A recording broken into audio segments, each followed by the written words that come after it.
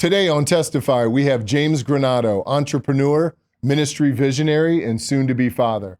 James, thanks for being on our show. I appreciate it, man. Thank you for having me. So what we're going to do is let's preface our audience that at any point of this interview, your wife is 9 months pregnant. At any point, if your phone goes off, interview is over. I'm out of here. And we're going to start over. So, James, we're just going to jump right in. So we've gotten to know each other over the last 9-10 months. I've gotten pieces of your story. It's fascinating. I'm really excited today to be able to capture the whole story. So one place that I want to start is when we first started chatting, you had told me about you were 16, you were the youth ministry leader, and you were leading 100 plus kids that were older than you. Tell us about that story and how that happened. Well, like you said, I was 16 and I really felt the call of God over my life to go into ministry. At the time, I was in a youth ministry where one of my older brothers was the youth pastor. And I had this sense that something was coming, and he eventually let us know that he was stepping out of the church to go into the military. And so I remember that day we were sitting around a table, and he just looked at me and said, "You know what you have to do." And at that very moment, I felt in my spirit, in my heart, that I knew exactly what I had to do, and that was to fill that responsibility of the youth minister. And so that's how it all started. And from there, it was a crazy journey. At that point, when you took that role, do you think you were ready for that position? Looking back now, I don't think I was, but I learned really, really fast. And I think just being obedient to what God was asking me to do, or the way God was leading me, made it very fun. And like I said, a 16, leading students that were 17, 18 years old sometimes, and even some of the adults, the parents, and always looking back to people asking me questions, asking me, "Hey, what should we do? How do we do this?" And I'm like, man, I was 16 at the time, but God, I grew up really fast, I guess you can say. And, 14 years later, I'm still in ministry, but yes, it was very small beginnings and it was fast, but man, I wouldn't trade it for the world. It was everything to me. So tell me more. What were some of the things you learned during those early years of stepping out in faith? Definitely. The first part was of how to treat people. I think in that role of leadership, I learned really, really quickly that, you had to respect people, love people, and in order to get that same respect back, in a sense. And so, I was 16 years old, and some people didn't like a 16-year-old leading them or telling them, what we're going to do. And so it was just a fast learning experience that, man, you know what, you got to show that you care for these people. You got to show that you're really in it for the right reasons. And so, that's what I learned at an early age, is like, man, you got to give that love, that care, that respect for people, so that they can actually see that you're in it, and that you're not just doing it and trying to be this boss or whatever. It was a leadership skill that the Lord really implanted in my life, that I still carry today. Is, me and my wife, the way we lead is to first show care and show love and respect the other person and lead that way. What were some of the biggest challenges that you had to face, that you've learned from that point, from those early years of ministry? I think the biggest challenges is that I learned then was communication. Basically letting people know the reasons why you do things. It's weird that you asked that question, because I think, as I mentioned, people that were older than you, some of them didn't like it. And for some reason yesterday, I was thinking about this. I remember as a 16-year-old leader, I had an adult male yell at me, and he was pointing his finger in my face, and he was saying, "Who put you in charge? Why are you in charge? And you can't tell me what to do."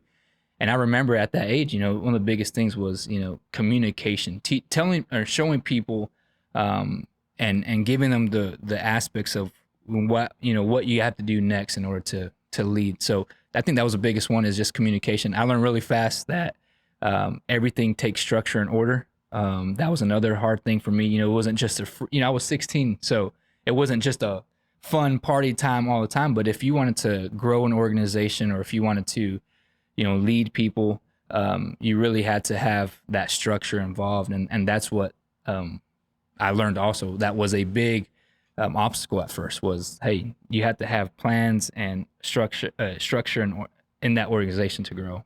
So tell me more about, so that was 16. I know that you had 16 to 21, you had moved to Austin. Yep. You had started a ministry called Feed the Streets Ministry. Yeah. Take me over that next 5 years. What was the journey from 16 to 21? Yeah, well, so one of my biggest aspirations and dreams as I was a teenager in high school was to be a law enforcement officer. But I was in ministry at 16, so 16 through 18 was leading in the church, and I had this conflict. Law enforcement, youth pastoring. What am I called to do? What am I supposed to do? And I remember, the Lord really leading me and really calling me into full-time ministry. But I wanted to do what I wanted to do in a sense. And so my fix to that was to go to a Christian college and try to get a criminal justice degree. So I was like, you know what? God's called me to ministry, but I want to do law enforcement. So let me go to school for that at a Christian college. Well, I found out really quickly that wasn't for me. So after 1 year of going to that Christian college, I quit and I went to a criminal justice college, Sam Houston State University in Texas. And I was trying to fulfill my law enforcement dreams. And I was involved in different organizations that was really teaching me a lot, law enforcement and how to move quickly in that. And I remember just one day, I had this burning, I wouldn't say desire, but this burning feeling in my spirit that I wasn't really where I was supposed to be. And so I cried out to God in a moment, and I share the story all the time, but it was in one of those moments where I'm on my knees crying, screaming out to God, like, what are you doing in my life? What am I here for?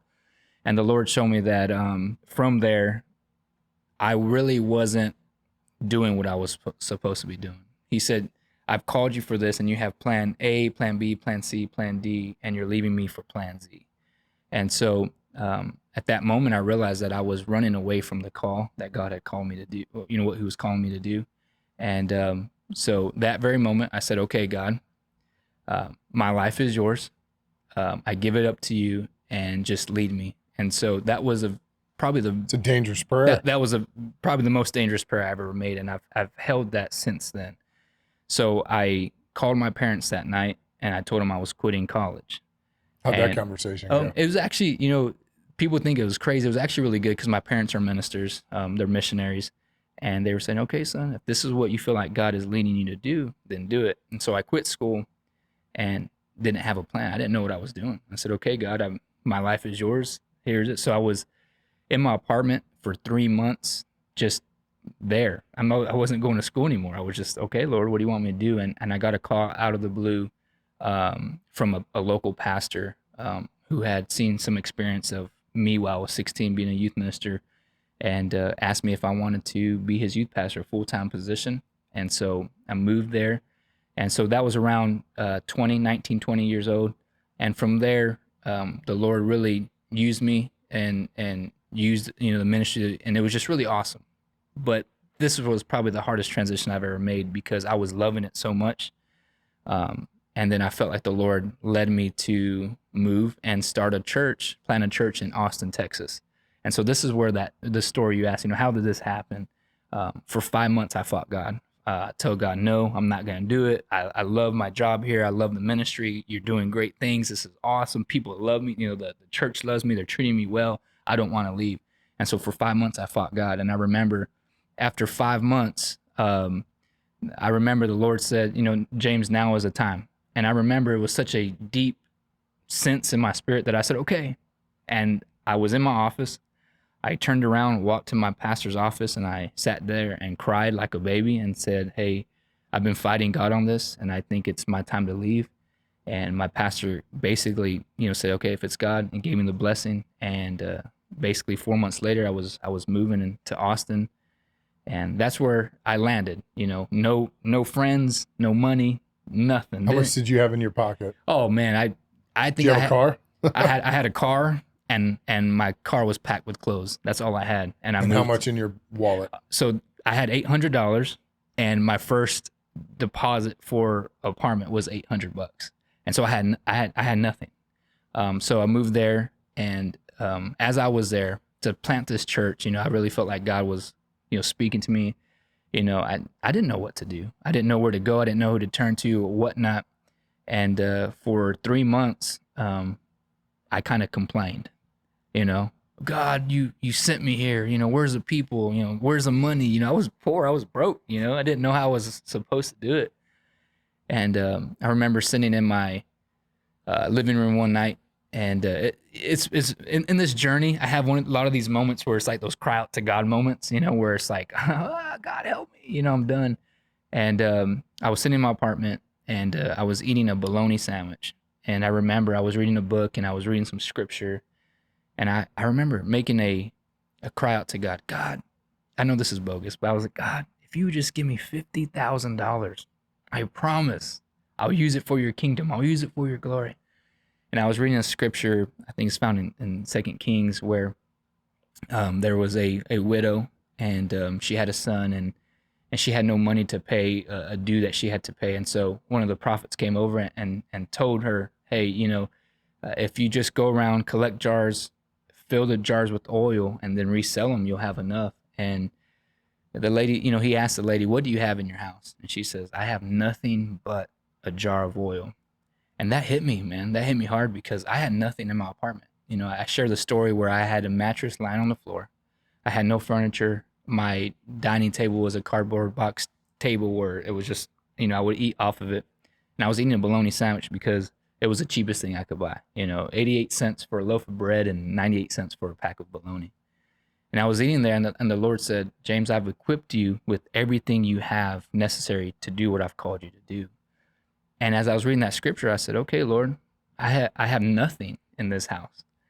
And I remember I walked to my room, walked to my living room, and I walked to the kitchen, and the bread and the bologna were laying on the sandwich, on the counter. And I said, okay, Lord, I have nothing but a bologna sandwich. And this is where the Lord really, really spoke to me and really began to move. So I called up one of my friends who was also in the same situation that I had just met about a month before. I called him. I said, hey, I have 5 bologna sandwiches left. And this is all I had. I would eat a bologna sandwich for breakfast, lunch, and dinner. All right. And this is all I had left. And I said, I'm going to go feed some homeless people in downtown Austin. I said, I'm not going to go with any agenda, but just to feed them, to love on them, and just to hang out. And so he said, man, I got 5 sandwiches as well. And we drove down to Austin, Texas on a Tuesday night at 8 p.m. Downtown. And we began to just hang out with the homeless in downtown Austin and just feed them, love on them, just hear their stories, which was incredible. And as we were leaving that night, I was walking back to my car and had a vision like that this was the church the Lord had called me to plant. And we called it Feed the Streets Ministry. And so that was when I was 21 years old. And it was amazing because the first night we started with 11 sandwiches. And the second week, Tuesday night, we grew to about 50 sandwiches. And then within 3 weeks, we were feeding 500 homeless people with bologna sandwiches, turkey sandwiches, and peanut butter and jelly sandwiches. And we did that for about 8 months and just feeding 500 plus people every single Tuesday night. And so that's, just the walk of obedience of how God leads you to places when you just say, okay, God, that dangerous prayer I made, God, my life's yours. You do what you do. And that happened twice just right before then. And that's where God led me. So it was pretty impactful, pretty crazy. But like I said before, I'd never trade that opportunity for anything in the world because it really does mean a lot to me. And it really has led me to where I am today. So during that season, you had told me a story about an ad that you had answered for a DUI. Yes. Yep. Tell me more about that. So, it was one of those moments where, Lord, I don't have a building. How do you want me to plant a church? Blah, blah, blah, blah. Just me complaining a lot. And, back in the day, which people still use Craigslist, but back then Craigslist was all that you can use. And so I remember, I was scrolling through Craigslist and I just typed in church building. I didn't have any money to rent a building. I really didn't. And I remember seeing an ad that said, small location, perfect for startup church. And I was like, oh, that's crazy. And I just had this gut feeling, just email them and see what they'll say. And so I messaged them, and it was actually a defensive driving school, basically is what it was. I emailed the owner. he emailed me back and said, yeah, let's meet. And so we planned a time to meet. And this was incredible. Show up to the building. It's a nice little just box building. You still remember his name? I do not remember his name, but I actually I have pictures of his name and the lease and the keys of how it all happened. But showed up, and the guy straight up asked me, what do you want this building for? What are you here for? And I shared what I was there for. I said, I feel like God's called me here to start a church, and just looking for a building and whatnot. And he asked me the question. He sat there and he was okay, and he says, well, how much can you afford? And I couldn't afford anything, but I didn't want to disrespect the man. I didn't want to do anything. And so I said, sir, honestly, I don't really know what to say. But what do you offer? What are you lending it for? And he said, no, James, what can you afford? And then once again, I went back at him, I don't know. I really can't say. And this time he really it felt like he really got upset. And he said, James, I really feel like the Lord is trying to tell me to help you. What can you afford? And so I simply said, well, I could afford $50 a month. That's all I could afford, really. He got up, he shook my hand. He says, done deal. Come pick up the keys tomorrow. And crazy stories just like that. And so the next day, went to go pick up the keys, and I had a building. I was leasing a building to start a church. And, part of that story where we had our first service or our first get together, it was 6:30 on a Monday night. And I was so nervous, and I had just passed out flyers. And I was like, I didn't know who was going to show up. And I remember it was 6:30, and there was some knocking at the door. And I remember I was like, oh man, people got here early. We start at 7. And I opened up the door, and there was this long line of people just waiting there. And I was like in shock, like, what's going on? And they were all like, oh, we're here for a defensive driving school. And I was like, oh no. I was like, well, we're about to have service here. Like, this is crazy. So I called the owner right away, and he was all weirded out. Like, he's like, well, 1, we never have classes on a Monday night. And 2, I don't know how they got an email.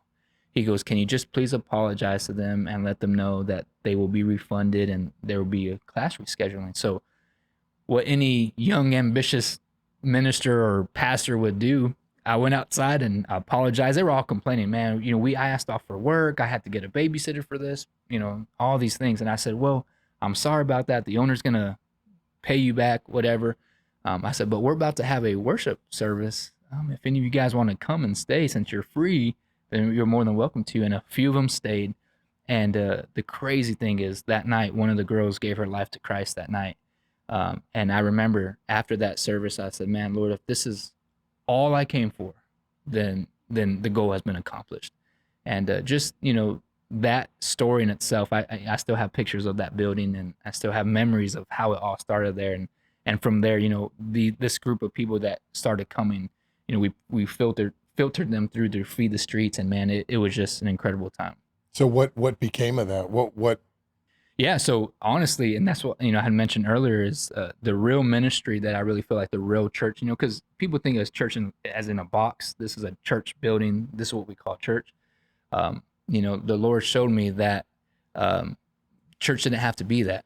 And so that what came out of that was Feed the Streets. This was the core group that began to come with me every Tuesday night, feeding the homeless people in downtown Austin. And so they were there making the sandwiches. I mean, we made them by hand every single Tuesday night, 500 plus sandwiches.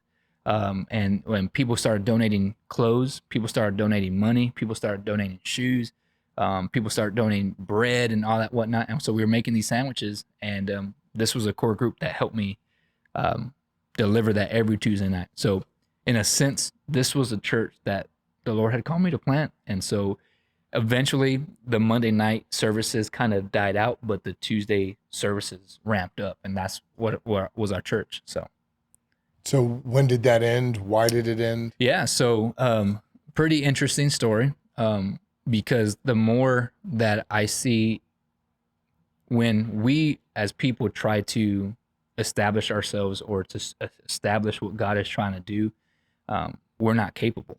And so for the first year of me being there in Austin, I solely relied on God. I solely relied on his provision. I solely relied on what he was doing because I was obedient. Well, the second year was different. Second year, I got an opportunity to not volunteer, but it was a seasonal job at a corporate business, and was working there. And I was just part-time, super part-time seasonal, and I made some money. Well, then they asked me if I wanted to stay part-time, and I said yes. And then they asked me if I wanted to work full-time. I said yes. And they asked me if I wanted to be a manager and have a manager position. I said yes. And eventually I saw that as I relied more on myself to be the provider, the less that I would actually be provided for. And so for the second year, I was more poor than I've ever been in my life. I wasn't able to pay rent. I wasn't even able to afford gas to go to work. I was riding the bus to work, $1 a day to ride the bus to work. And where were you spending your money? Looking back now. I think basically what it was is it was all on bills and whatnot, but it was like the provision was gone when I was relying on myself. It was just a really weird situation. And the year before, I didn't have a job. I didn't work. And God was totally faithful throughout that season. God was faithful throughout the season. My rent was being paid. Everything was being paid. And my $50 focus, a month. Yes. And my focus was on feeding the streets. My focus on while I was there. Well, when I got this job, my focus was on, work. I got to go to work. I got to work. I got to do all these things. And eventually, after that second year, I remember it was December, after that second year, I was I was in a very low state of mind, of spirit, really. I wanted to quit. I was, like I said, I was poor. I was lonely. I was on the verge of depression, really, because I was like, man, I don't know what I'm doing. And, after those 2 years, I basically left Austin. So you were 23 at that point? Yeah, I was about 23 at that point. And I left, and people say, well, did you fail, or was it a failure moment? And I think the Lord really used that time to teach me, will you still trust me when all else fails, when all else is gone? And I remember that first year, yes. That second year, it was hard for me to say yes, but I said, yes, God, I still trust you, and yes, God, I'm still going to be obedient to what you've called me to do. And so that's how that season ended. But I still have some close friends from that season who I probably will be friends with for the rest of my life. And so it's really awesome. So what's the next season post Austin? That is a big one in my life. Is that where Aubrey enters the picture? Well, Aubrey entered right the same month that I moved to Austin. Aubrey entered my life. And that's an awesome. So that's my wife. Aubrey's my wife. And she... we'll get to that later. Yeah, we'll get to that later. Well, I had met her the month I moved to Austin. And for the next 2 years, I never saw her again. So from 23 to 25, never saw her. Never saw her again. Or it was 22 to 24. I never saw her again. But we talked. We texted on the phone. We texted for a long time because she wouldn't allow me to call her or anything like that. She was very wise, by the way. And the Lord worked some things throughout my life and through her life. And I think it was in 2014 when we you had met her. Let's briefly touch on. Yeah. You had met her at a conference. Yeah. So the youth group that I talked about, where I was loving it, they were treating me well, God was doing great things, and God was asking me to move to Austin.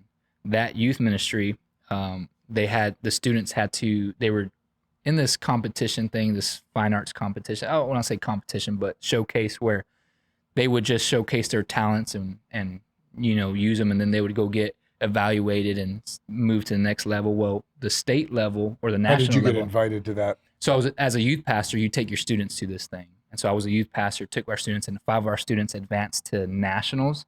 And nationals was in Louisville, Kentucky. And so at the time, Aubrey was in college. She was at a Christian school, and they took their students, the college did, to go volunteer at this event in Louisville, Kentucky. And she's from Georgia. I'm from Texas, and we met in Louisville. Well, when we get there, I met her. Never thought anything of it, but I know the Lord had showed me that she was my wife, and I know that sounds crazy. But we came into contact. I gave her my email. That's all I gave her at that time. And the Lord showed me not to give her my number or anything like that. She wasn't that type of girl. And so I went back home, and for the next 2 years, that's how it was. She lived in Georgia, I lived in Texas, and we were just friends. We would pray for each other, and we would just text or email, and that was it. Well, after 2 years, we asked the question, well, what are we doing? Why are we still talking? I forgot how she looked. In reality, she didn't have social media. And I was like, the memory of who she was fading away in the face. I was talking to her every day though. And after 2 years, we decided that we would meet again. And so she was a children's pastor in Alabama. I had just moved from Austin back to San Angelo. And we decided. Is that in Texas? Yes, in Texas. And so we just decided to meet again. So on Mother's Day, I believe of 2014, her parents were going to go stay with her in Alabama, and her sister and brother were going to go also. So she said, well, would you like to meet my family? And I said, sure. So flew to Birmingham, Alabama, and met her parents for the first time on Mother's Day. And we spent a whole week in Georgia, in her hometown, and just, we're friends. And I was like, man, this is, I really we knew there was more to it, but we didn't press on anything and went back home. And so the summer of 2014, we started dating long distance, and I would fly to Georgia. She would fly to Texas. And so that was the next journey, is basically building that relationship with her.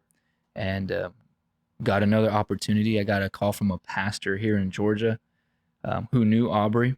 They needed a youth pastor, and they knew who Aubrey was, and they knew Aubrey was dating somebody. And basically their phrase was, whoever Aubrey is dating is good enough for me, is for them. And so they called me out of the blue in Texas, and they said, hey, we know you're dating this girl, Aubrey. We know who she is. We know what kind of person she is. So she wouldn't pick a slob. Are you in ministry? Would you like to be in ministry? And they flew me out here to Georgia, and they gave me a great offer. The pastor said, well, I got a full-time position for you here to be a youth pastor. And it's actually in the same town that Aubrey was living in. So he was like, he was joking, saying, hey, well, you get to be closer to Aubrey. And so went home and prayed about it. And in 2015, and moved here to Georgia. So for the past 6 years, been living here in Georgia, away from Texas, which I never thought would ever happen. But sometimes obedience takes you places you never thought you'd be.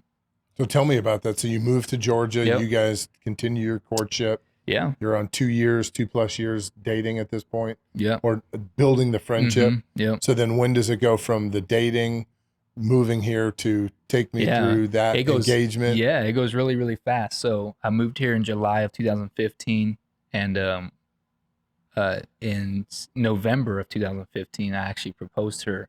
It was really cool.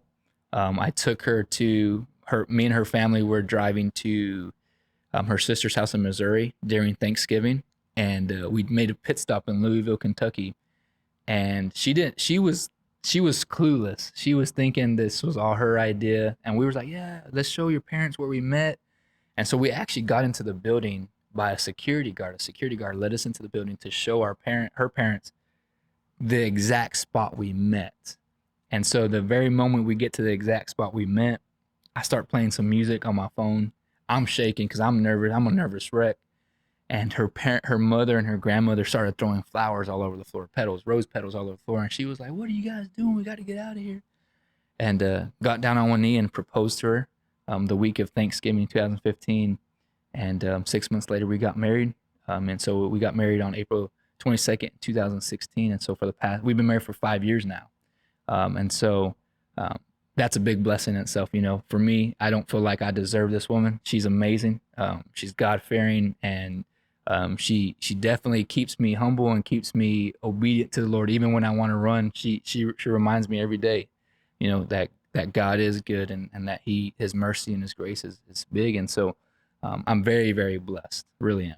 Again, God is faithful. That's right. I see a pattern here. That's right. Every step of leap of faith that you've taken, James, God has revealed His faithfulness to you. Yeah. So let's continue. So now 2015, you proposed. 2016, you get married. 2016, we got married. 2016, you get married. Are you still working at that church while you're married? Did another door open up? Yeah. So after 2 years there, from 2015 to 2017, I worked. I served as a youth pastor at that church. And then in 2017, we got another opportunity to move to another church, to the actual church that Aubrey graduated college from. It was they had a extension campus, and so we got to move to the place where she graduated. And where was that? That was in Griffin, Georgia. Okay. Yep. And so we moved there in 2017, and we served as the youth pastors there, and as the college directors there for the actual college that she graduated from. And we served there for 3 years to the date. And then that led us, after 3 years, we moved during the pandemic in 2020 to Cartersville, Georgia.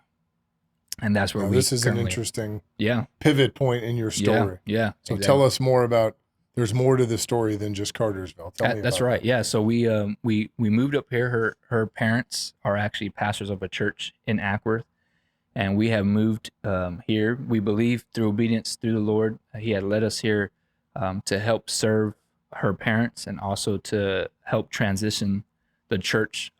As a church is in a very, or has been in a very, I don't transition. Want to say transition. You know, it's very, there's a lot of elderly people there, and not a lot of young people. So her dad has asked us to come in and help, bring in more young people, which for the past year is what we've been doing. And so we've been serving there for a year now, and God's been doing great things, and it's exciting. So recently, you have made one of the probably most bold leaps of faith that you've ever made, and that's why you're here on our show. Yeah. Yep. You've started an apparel line. You and your wife have started a ministry called He is Faithful. Yep. Everything that you've done from 16 to 29, 30 has prepared you for this next launch. Yeah. Tell me about the decision you recently made that was the biggest leap of faith you've ever taken in your life. Yeah. Well, when I was 16, when I started this, in ministry, the Lord gave me a dream, and He gave me a vision. And I've been holding on to this vision for 14 years. And the vision was to be more than just a local pastor. It was to do more for God's kingdom. And I knew God had created me and my wife specifically for that. And so for the past 14 years, I've been serving in ministry full time as a youth pastor, young adult pastor, and an executive pastor, holding on to this dream. Lord, when is it coming? You're faithful. Your promises will always come through. And so for the past 14 years, been serving in the local church. Well, 2 months ago, I'm just dwelling on this dream, me and my wife, and and the Lord has put us together. My wife has been given dreams and visions, and we come together, and we want to fulfill those. And we're thinking, and we're serving in the local church, and we're working and all these things. And I really feel the Lord asked me a question 2 months ago, and He says, "Do you trust me?" And my first reaction was, "Of course, God, I trust you. Of course, I'm obedient to what you've called me to do." And He says, "Well, give me everything." And, it's a shock, because I said, "God, we give you everything. I mean, we give above and beyond what you've asked us to give. Like we give, we love, we give to people and whatnot." And God says, "Give me everything." He says, "You won't be able to fulfill what I've called you to do until you remove all distractions." So my wife's at this point is 7 months pregnant. We moved to up north. We don't have a house. Our car has been in the shop, and I'm there thinking, okay, God, what else is there to give? And I realized that through the past 14 years of serving in ministry, I was holding on to the cards thinking, this is what's going to fulfill the promise God has given us. This is going to fulfill the dream. This is going to fulfill the vision. When I work in church, when I serve in church, this is what's going to get me there. And I realized that was a lie of the enemy. Not saying that it was bad, but that's not where God was leading me. And so in that moment that the Lord said, give up everything, trust me, I realized, okay, let's see, let's work this out. And so, okay, well, you know what? Aubrey's about to have our baby. So, she's probably going to quit her job soon. Okay. So so she'll quit her job and she can start work, serving with me, and we can fulfill those things. And then the Lord said, no, give me everything. And so in the moment of the ending of the pandemic and seeing what the local church has gone through and the financial struggle and whatnot, I was okay, Lord, I'm going to release my income. I'm going to release my check and I'm going to serve in the local church for free. And at first I would say that, not thinking it was a reality, not thinking it was, something that I would actually be obedient and have to do. So I wasn't, fearful at first. I was like, okay, whatever. I'll take care of us. I'll make sure I do. So I said, okay, God, I'm going to release my pay and, I'm going to be obedient to you. I'm going to give you everything. But the very moment I decided that, guess what I did? I went online and I started applying for all these jobs. I started, oh, well, my wife's about to have a baby, this and that. I need to get a job. I released my check to the church. Now I got to get some income somehow. And it was like the Lord just, slapped me in the face and he said, what are you doing? I thought you trusted me. Trust me. And so I was convicted at that moment. And I realized that for this long, I've been trusting in myself to be the provider. I've been trusting in myself to make the vision come true. I've been trusting in myself to make the dreams come true. And God, this whole time, has been asking me just to trust him. So what shifted? Man, I think it was honestly the reality that, you know what, no matter what I do, I cannot do what God can do. No matter how much I work, no matter how much I try to make things happen, God is the one in control. And so that same prayer that I made when I was 21, God, I give my life to you. God, my life is yours. It flashed before my eyes again when I was 30, because I had forgotten that somewhere along that journey. I was going through the motions. I was, okay, this is what's going to get me there. I feel like I'm obedient, but was I really relying on God or was I relying on my own strength? And so 2 months ago, we said, okay. And we released all forms of income. And so your wife resigned from her job. My wife resigned. You're no longer on a salary for the church that you're working on. Yep. And you've started a new ministry and apparel line called He is Faithful. That's right. Yeah. It's incredible. It's incredible, man, to see, to really believe in something that we're actually living. I think I spoke with you the other day about, you said, well, James, what do you really want to do? You're a screen printer and you don't just want to screen print t-shirts. And I had mentioned to you that, I would love to put a message on people and believe in it. And it's taken me this long to realize that this is the message. Every day, even before we left our income. And not just a message that you can put on a hat or a t-shirt. Yeah. It's a message that you can say for the last 14 years. Yeah. God has been faithful at 16. God is faithful at 21. Yeah. God was faithful providing you a wife. Yeah. God has been faithful to get you to Atlanta, Georgia. Yeah. To Cartersville. Oh, yep. Yep. And it's incredible to see the hand of God when you really just sit back and think about it, because a person that is so undeserving like me, a person who is not perfect, a person who makes mistakes, how faithful God is, especially when you stay obedient to what he's asking you to do. And in these 2 months, Jeff, we're living on a zero income, but I read the scripture over and over where God feeds the birds, where God clothes the fields, and how much more does he care for us? I've seen that in 2 months. In the past 2 months, we haven't gone without a meal. We haven't gone without clothes. We haven't gone without paying our bills. And God has just been providing. Simple stories of what I shared with you, a couple of days ago, of how faithful he is. And if we can trust him and believe that, to see what God can do. And we're just starting this new journey. He is faithful. So do me a favor. I want you to look into this camera and I want you to share hope, share how God has been faithful to you, and share how people can get involved. Yeah. If for the guy that's out there struggling, that doesn't believe if God is real. Yeah. The person who lost a spouse, the person who lost a child, lost a job, who's going through the struggles of the 2020 pandemic. What would you say to that person? Well, I would definitely say, I know it's not easy. Even just walking this journey, it's not easy, especially as a man. It's not easy. to feel like, man, I got to be the provider. I got to do this, you know. And this is what's really hit me this past 2 months is a real man or a real husband or a real provider is someone who trusts in God. And that's what I've taken from this is, you know what? I'm going to trust God to do it. And it may not look like the way you want it to look like, but God always shows up. He's faithful. And this is a phrase that I've keyed in that I would like to share with you is I say, God has been faithful. He is faithful and he will be faithful. And so you got to take that with you. God will answer at just the right time. Be obedient to what he's asking you to do and trust him. Trust him because he is good and he is faithful. And just encourage you, you know, give it to God. Give it to God and just see what he will do. Just watch what he'll do in your life. You know, share some stories with you.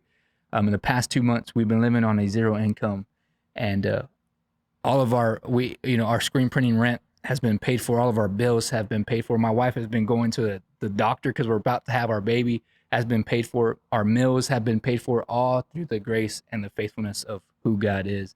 And it's just powerful. It's powerful to see that and to feel that. You know. So how can people get involved in He is Faithful ministry? Yeah. Is there a website we can add to the link on this video? Yep. What's the website? Yeah, so there's twofold. We have two websites. We have heisfaithfulco.com, and then we have heisfaithfulapparel.com. Great. And there's we'll put those links on the page. The twofold ministry part is, you know, with heisfaithfulcompany.com or co.com is we've tied in Feed the Streets with that. So, you know, we want to continue to feed and bless people. We've tied in with Dreams and Visions to start a faithful center where we can actually celebrate people who and love and care for people who haven't had the opportunity to receive that, and also to teach them essential things, you know, teach them how to cook or how to do basic things, life skills. That's one of the deep passions of my wife. And then also just to inspire through podcasts or through teaching of how we lived our life. And then the second part is through He is Faithful Apparel. We just launched our line last week. And so, you know, feel free to go in there and buy a t-shirt, buy a hat, you know, because it shows us, you know, and it proves how faithful God is, because with leaving everything behind, we've still been able to accomplish this in 2 months. It's powerful. It's powerful. Well, James, I want to thank you. Yeah. You know, I respect your friendship. Mm-hmm. You know, you've inspired me to pursue some of the dreams that I've had, to step into some areas that I may not know how the hand of God is working, but I just want to thank you as a friend and as a brother, the influence that you've had in my life. And I look forward to seeing what God's going to do with He is Faithful, and really just appreciate you being here on our show. Yeah, and love you. And we'll make sure that the audience has a way to reach out to you as well. And just want to thank you for being our guest.